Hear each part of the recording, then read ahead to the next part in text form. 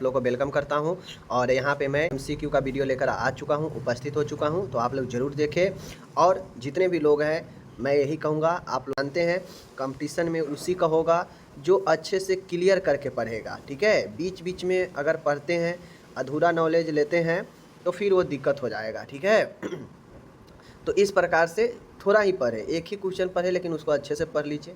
ठीक है, बढ़िया रहेगा। बाकी हम तो इस प्रकार से थोड़ा ही पढ़े, एक ही क्वेश्चन पढ़े लेकिन उसको अच्छे से पढ़ लीजिए। ठीक है, बढ़िया रहेगा। कहता है ह्यूमन बीइंग में प्रेगनेंसी की ड्यूरेशन क्या है, मतलब एक मनुष्य में जो गर्भ अवस्था होता है वह कितने ड्यूरेशन, कितने अवधि का होता है। ठीक है ना, देख लीजिए कितने अवधि का होता है। 10 ल्यूनर महीने का, ठीक है ना, 9 कैलेंडर माह प्लस 7 दिन का, ठीक है ना, उसके बाद 40 सप्ताह का, 266 दिन का।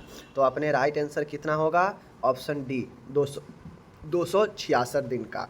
ये 9 माह कैलेंडर प्लस 7 दिन, यह ईडीडी निकालने का होता है। ठीक है, ईडीडी निकालने का, तो ये मत समझ लीजिएगा कि ये वाला होता है। ठीक है ना, आगे हम लोग चलते हैं। ऑप्शन नंबर 2 है, क्वेश्चन नंबर 2 है कि प्रेगनेंसी के दौरान सर्विक्स में परिवर्तन होते हैं। ठीक है ना, चेंजेज होते हैं।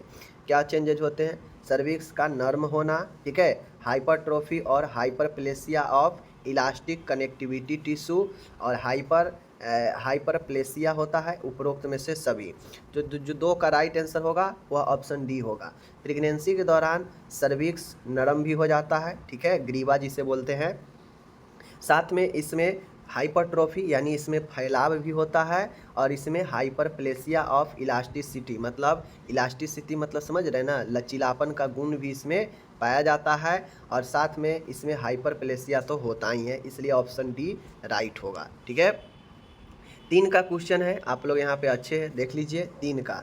भ्रूण विज्ञान के दृष्टिकोण से अनुसार जो है गर्भ अवस्था की अवधि।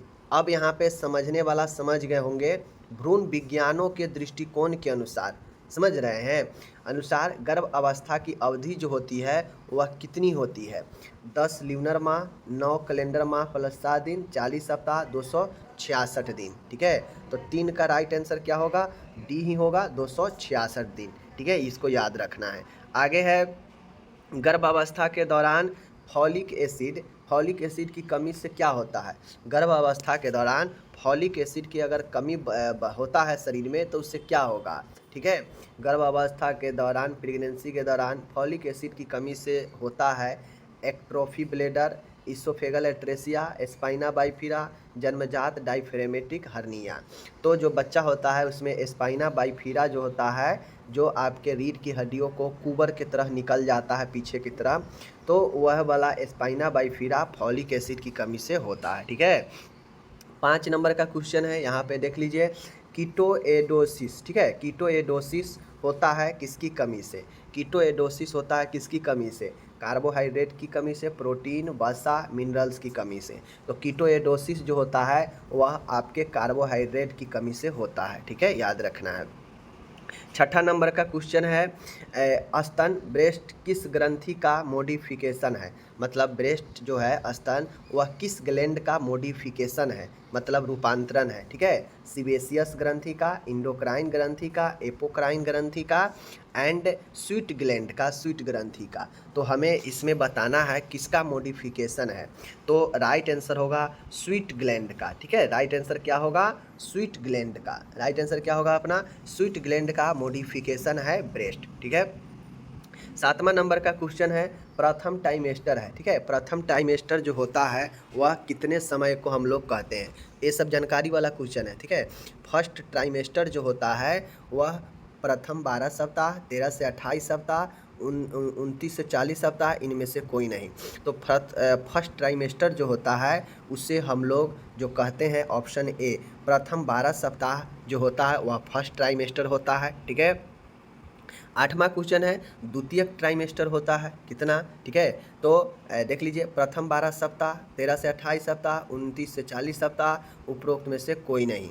तो आपको पता है जब प्रथम 12 सप्ताह फर्स्ट ट्राइमेस्टर हो गया तो जो सेकेंड ट्राइमेस्टर होगा वह 13वां सप्ताह से होगा, तो 13 से 28 जो होगा वह सेकेंड ट्राइमेस्टर होगा। इसे याद रखिएगा, कहीं भी इंटरव्यू में पूछ देगा कि बताइए कि सेकेंड ट्राइमेस्टर का समय कितना होता है, कितना से कितना, तो 13 से 28 सप्ताह का, ठीक है।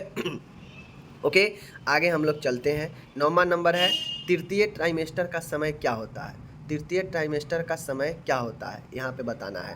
प्रथम 12 हो चुका है, 13 से 28 सेकेंड है, तो जो तीसरा होगा वह 29 से 40 सप्ताह का होगा, ठीक है। यह थर्ड ट्राइमेस्टर जो है आपका यहाँ पे हो गया। ओके, आगे है 10वां नंबर का क्वेश्चन है आपका गर्भावस्था की ऊंचाई फंडल हाइट जो है मध्य में नाभिनाल अम्बिलिकल्स और जिफी अस्टरम पर होता है। मतलब गर्भाशय की ऊंचाई जो है मध्य में नाभिनाल और जिफी एस्टर्नम पर होता है। कितने समय में, कितने समय में गर्भाशय की ऊंचाई नाभिनाल और जिफी एस्टर्नम के मध्य में होता है, ये पूछ रहा है हमसे, ठीक है ना। कहाँ, नाभिनाल और जिफी एस्टर्नम पर होता है, ठीक है, फंडल हाइट की ऊंचाई। तो 10 का राइट आंसर क्या होगा, 24 सप्ताह, 26 सप्ताह, 28 सप्ताह, 30 सप्ताह। तो राइट आंसर अपने होगा 30 सप्ताह में, ठीक है, फंडल हाइट। ओके 11 है, यहाँ पे देख लीजिए गर्भाशय की ऊंचाई नाभिनाल के स्तर पर होता है। अब वहाँ पे जिफी एस्टर्नम हट चुका है, अब गर्भाशय की ऊंचाई सीधा नाभिनाल के तक चला गया है, ठीक है। तो वो लेवल कब तक पहुँचता है देख लीजिए। तो 11 का राइट आंसर अपने क्या होगा, देख लीजिए 24 सप्ताह, 26 सप्ताह, 28 सप्ताह, 30 सप्ताह। तो जो गर्भाशय की ऊंचाई होती है वह नाभिनाल के स्तर पर पहुंच जाता है कितने समय में, तो 24 वीक्स में, ठीक है, याद रखिएगा। 12 नंबर 12 का क्वेश्चन है, अच्छा क्वेश्चन है।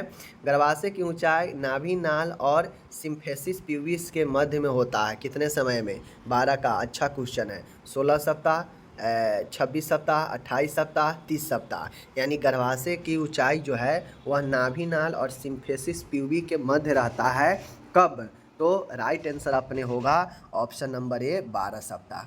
अभी तीनों पढ़े हैं, ठीक है। नाभिनाल और जिफी एस्टर्नम में कितने में होगा वो पढ़े हैं, ठीक है। नाभिनाल पर पहुंच जाएगा कितने में, वो पढ़े हैं, ठीक है। गर्भाशय की ऊंचाई जो है नाभिनाल और सिम्फेसिस प्यूबिस के मध्य मतलब बीच में, ठीक है, कि बीच में होता है कितने सप्ताह में, आप ये भी देख लिए, ठीक है। आगे हम लोग चलते हैं। 13 नंबर का क्वेश्चन है, कहता है गर्भावस्था के दौरान आवश्यकता होती है कैल्शियम की कितनी। मतलब प्रेगनेंसी के दौरान कैल्शियम की ज़रूरत होती है, दौरान जो रिक्वायर्ड होती है कितनी होती है, ठीक है। 30 नंबर का 1.5 GM प्रतिदिन, ठीक है, देख लीजिए 2.0 ग्राम प्रतिदिन, 2.5 ग्राम प्रतिदिन, 3 ग्राम प्रतिदिन, ठीक है। तो जो प्रेगनेंसी के दौरान जो कैल्शियम की रिक्वायर्ड होती है प्रतिदिन, ठीक है, दौरान आवश्यकता होती है वह कितनी होती है, और वो राइट होता है 1.5 ग्राम, ठीक है, 1.5 ऑप्शन ए राइट आंसर, ठीक है। चलिए आगे है 14 नंबर का क्वेश्चन है, अच्छा क्वेश्चन है, ठीक है ना। देख लीजिए 14, एक गर्भवती स्त्री है, प्रेग्नेंट वुमेन है, उसको कितना एक्स्ट्रा कैलोरी लेना चाहिए। मतलब सीधी सीधी बात है, क्वेश्चन कितना बार मैं बता चुका हूँ। एक महिला है, ठीक है, वो प्रेग्नेंट है, तो उसको कितना एक्स्ट्रा अतिरिक्त कैलोरी लेना चाहिए, ठीक है ना। 300 kilo calorie, 500 kilo calorie, 1000 kilo calorie and नीचे है आपका 100 किलो कैलोरी। तो राइट आंसर क्या होगा अपने, तो अपने राइट आंसर होगा टोटल कितने कैलोरी एक्स्ट्रा लेनी चाहिए, ठीक है ना। तो होगा 14 का आपका 300 किलो कैलोरी, ठीक है, कितने, 300 kilo calorie is the right answer. Okay आगे चलते हैं। 15 नंबर का जो क्वेश्चन है, अच्छा क्वेश्चन है, देख लीजिए। 15 नंबर का जो क्वेश्चन है बढ़िया है, कह रहा है भ्रूण की हृदय का धड़कन फीटल हार्ट रेट को प्रथम बार आकलन करना। मतलब प्रथम बार आप कब आकलन कर सकते हैं भ्रूण की हृदय के धड़कन को, ठीक है। प्रथम बार 2 से 3 सप्ताह के बीच, 8 से 10 सप्ताह के बीच, 10 से 12 सप्ताह के बीच, 16 से 18 सप्ताह के बीच। तो जो राइट आंसर होगा वह 8 से 10 सप्ताह के बीच आप भ्रूण के हृदय का धड़कन जो है आकलन कर सकते हैं, ठीक है। 16 नंबर का क्वेश्चन है आपका, 16 नंबर का जो क्वेश्चन है देख लीजिए। 16 नंबर का जो क्वेश्चन कहता है एक महिला जिसने पहली बार बच्चे को जन्म दिया हो। ये सारे क्वेश्चन बहुत इंपॉर्टेंट है नॉलेज के लिए, ठीक है ना। एक महिला जो प्रथम बार बच्चे को जन्म दिया हो उस महिला को हम लोग क्या कहते हैं, मिडवाइफरी में, ठीक है। तो राइट आंसर होगा क्या होगा, प्रीमिपरा, बहुप्रसवा, नीलिपरा, प्रथम ग्रेविडा। तो राइट आंसर होगा प्रीमिपरा। प्रीमिपरा जो महिला होती है वह प्रथम बार जो है बच्चे को जन्म दी रहती है, ठीक है। 17 नंबर का जो क्वेश्चन है अच्छा क्वेश्चन है, देख लीजिए। एक महिला जो पहली बार गर्भवती हुई हो, पहली बार जन्म देना और पहली बार गर्भवती होना, देख लीजिए। तो राइट आंसर क्या होगा, प्रीमिपरा, बहुप्रसवा, नली ग्रेविडा, प्रीमी ग्रेविडा। जन्म देना और गर्भ में होना ये अंतर होता है। पहली बार अगर बच्चे को जन्म दी है तो प्रीमिपरा, ठीक है। पहली बार अगर वो गर्भवती हुई है तो उसे हम लोग क्या कहेंगे, उसे कहेंगे primi gravida, option D, okay. 18 number का क्वेश्चन है एक महिला जिसने एक बार भी शिशु को जन्म नहीं दिया है। वैसा भी महिला होती है जो अभी तक एक बार भी बच्चे को जन्म नहीं दी है अपने जीवन में, तो उसे क्या कहते हैं। एक बार भी शिशु को जन्म जो महिला नहीं दी है उसे हम लोग क्या कहते हैं, ठीक है। देख लीजिए प्राइमीपरा, नूलीपरा, ठीक है, and nulli gravida and primi gravida. तो राइट आंसर होगा नूलीपेरा, ठीक है। नूलीपेरा जो महिला होती है वह एक बार भी अपने जीवन में बच्चे को जन्म नहीं दी रहती है, ठीक है। तो 18 का भी नूलीपरा, ओके। 19 का क्वेश्चन है, बहुत अच्छा क्वेश्चन है, देख लीजिए। एक महिला जो कभी भी गर्भवती नहीं हुई हो, ठीक है। मतलब एक क्वेश्चन आप लोग ध्यान से देखिए, कन्फ्यूजन मत होइएगा। ऊपर वाला क्वेश्चन था कि एक बार भी शिशु को जन्म नहीं दिया हो, ठीक है, वैसा महिला, समझ गए, तो वो हो गया नूलीपरा। लेकिन जो महिला कभी भी गर्भवती नहीं हुई हो उससे क्या कहते हैं। 19 दोनों क्वेश्चन में डिफरेंस है। ऊपर का जो जन्म देना और प्रेग्नेंट होना उसमें भी अंतर था, यहाँ भी है जन्म नहीं दिया हो, प्रेग्नेंट हुई ही नहीं हो, तो इसमें भी थोड़ी सी अंतर है। तो राइट आंसर क्या होगा, यहाँ पे देख लीजिए, एक महिला जो कभी भी गर्भवती नहीं हुई हो, प्राइमरी परा, नूली ग्रेविडा, प्राइमरी ग्रेविडा। तो देखिए गर्भवती का मामला में ग्रेविडा, ठीक है, जन्म देने के मामला में परा।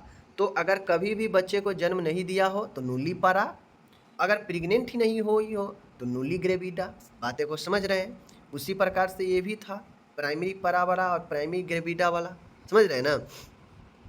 20 नंबर का क्वेश्चन है, अच्छा क्वेश्चन है, कन्फ्यूजन मत होना है, अच्छे से समझिए। प्रसव के दौरान गर्भाशय संकुचन का कम होना क्या कहते हैं, ठीक है। लेबर के दौरान यूटेराइन कॉन्ट्रैक्शन जो है यह कम होना क्या कहते हैं, उसको होपोटोनिया कहते हैं, होपोटोनिया कहते हैं, पॉलीसिस्टोल कहते हैं, हाइपरटोनिया कहते हैं। तो 20 नंबर का जो अपना क्वेश्चन है वह क्वेश्चन क्या होगा, 20 नंबर का राइट आंसर होगा होपोटोनिया। होपोटोनिया यूटेराइन में कंट्रैक्शन कम होना को